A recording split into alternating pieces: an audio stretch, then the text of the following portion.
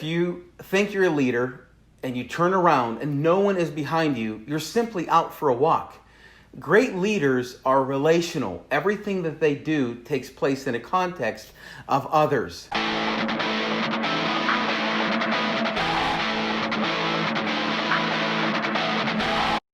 What's up, everybody? This is Anthony Clauditis coming at you with something new. We just got done doing a book review on Good to Great, and I got a lot of requests from doing some videos in my office. Some of you noticed the books that were directly behind me on the bookshelf, and you started asking me to summarize some of those books. So I picked this one at random. It's called Why Should Anyone Be Led by You? I love that title. Why should anyone be led by you? And so throughout the book, they answer that question. So what I'm going to do today is I'm going to share with you three very brief reasons that they give why anyone should be led by you, starting off with the first, and that is a great leader is situational. There's no cookie cutter situations in life. Everything is fluid, and people have different backgrounds and personalities, perceptions. Being a leader is hard work.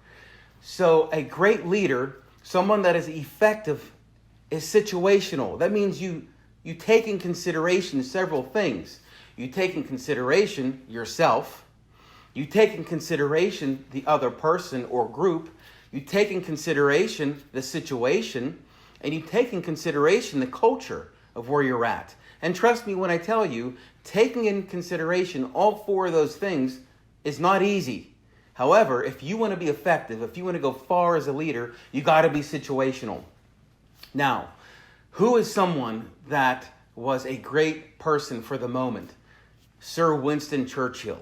I know you've heard of Sir Winston Churchill, but did you know that his resume was very long? He was the Minister of Munitions. He was the Secretary of State of War. He was the Secretary of State of Air. He was the Secretary of State for the colonies. He had a very long resume. However, most of the world knows him because he was the Prime Minister during World War II. And let me tell you, he was an awesome Prime Minister during World War II. He led situationally. His gruff, strong, no-nonsense personality is exactly what Britain needed to face an evil foe like Hitler. So, situational. Second is non-hierarchical. In a world today where there are so many folks out there that have college degrees, we have a new type of workforce called the knowledge workforce. So think about this for a moment. You can have people with college degrees working at McDonald's. See, the old way of running any kind of organization is that you had someone standing at the top, maybe picture an iceberg, and there's someone at the top of that, of a mountain maybe, and everyone else was below them, and they sort of commanded and controlled everybody. It's like the one person knew best. Well, the world has shifted. There's a new workforce, and they're knowledge workers. So instead of the mountain looking like this, it's been flattened. So a great leader, in other words, taps into all of that talent and understands that together we are better. Finally, relational. If you want to go far, if you want to be effective, if you want to be a powerful leader, you have to understand that leadership doesn't happen in a vacuum. I've heard it said that if you think you're a leader and you turn around and no one is behind you, you're simply out for a walk. Great leaders are relational. Everything that they do takes place in a context of others. Now, because I am a minister and I believe that the Bible is the greatest leadership book ever written, I want to share with you some Bible verses to highlight and emphasize how all of this stuff that the author found in this book is already written in the Bible. For example, situational leadership. In Colossians chapter 4, listen to what Paul tells the church. He says, "Let your speech always be gracious, seasoned with salt, so that you may know how you ought to answer each person. Let your speech be gracious, seasoned with salt, so that you know how to answer others. So imagine you are invited to dinner and you taste a piece of chicken and that chicken is bland. The first thing you do is grab salt, pepper, and you add it. Imagine also if you've ever been invited to dinner and the food that you taste is overly seasoned. It gives you lockjaw, right? You can't even talk after it's seasoned so much. Here's the thing. You only know that after you taste the food. That is well done. What about this? It's well done. Look at it. It's well done. We praised it. So, Paul says, let your speech be gracious, seasoned with salt, so that you may know how you ought to answer each person. Notice it's each person. You deal with an individual. The leadership style is situational.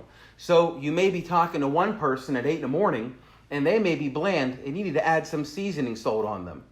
You may be talking to someone at lunchtime, and they're full of seasoned, and instead of pouring salt on, you sort of draw back a little bit. So your leadership is situational. Also, non-hierarchical. Think of this. I love the story of David and Goliath. In David versus Goliath, David shows up on the scene, and he's just a shepherd boy. And all of the military, the mighty military men were standing there with swords and shields and armor. But it was David, someone who was on the fringes, on the outside, that actually stepped into that and defeated Goliath. And then finally, relational. Man, when Jesus was starting his ministry in John chapter 1, they were starting to ask if he's the Messiah. There was the buzz. And instead of Jesus telling people who he was, he invited his disciples to his home. He knew that the best way to show who he was to invite people in his life. And what's that about? That's about being relational.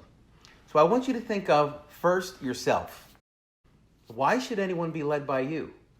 Do you model these three things? Secondly, if you are in business, if you are in charge of anything, I want you to think about how you can apply these three principles to your life. If you do, your life will never be the same, and I promise you, the workers around you will never be the same. I'm going to wrap things up. Why should anyone be led by you? If you like this series, if you want me to talk about other topics, listen, the best way to do that is just comment below, like our page, subscribe, and hit the bell so that when we send things like this out, you can be the first to get it. I hope you have a great day. See you later.